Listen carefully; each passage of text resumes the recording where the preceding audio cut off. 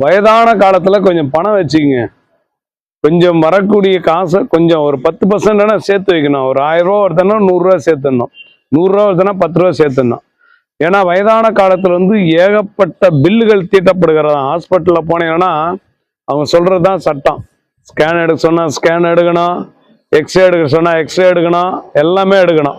ஒரு கை கால் நல்லா வேலை செஞ்சா கிட்டத்தட்ட அதனுடைய மதிப்பே 50 லட்சம் என்று சொல்லப்படுகிறது.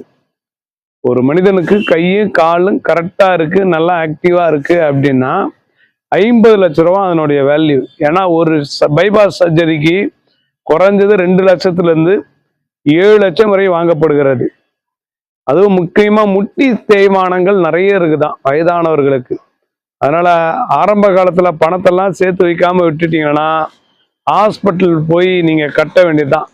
ஏன்னா அட்டெண்டர் வேலை கூட ஆள் இல்லை, பணம் செலவு பண்றது கூட ஒரு குரூப் ரெடியா இருக்குது, ஆனா பார்த்துக்கிறதுக்கு ஆள் இல்லை.